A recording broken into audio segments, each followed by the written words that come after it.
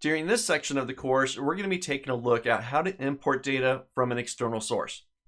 Whether that external source is something simple, like a text file, or it's something more expansive and larger, such as a Microsoft Access database.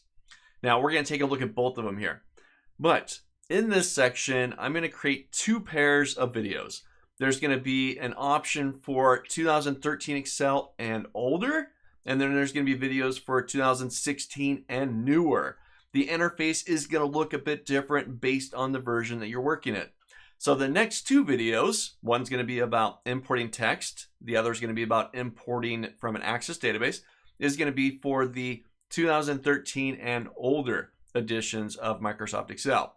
Then the next two videos will be for the 2016 users, which gets into Get and Transform combined with Power Query to do the importing for you.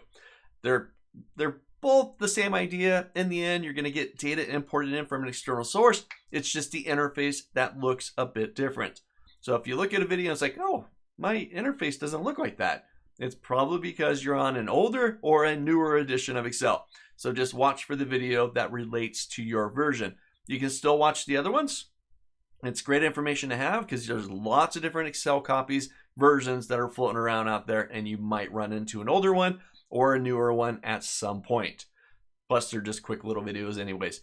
So let's jump in. Let's take a look at how we can import data from an external source into a Microsoft Excel.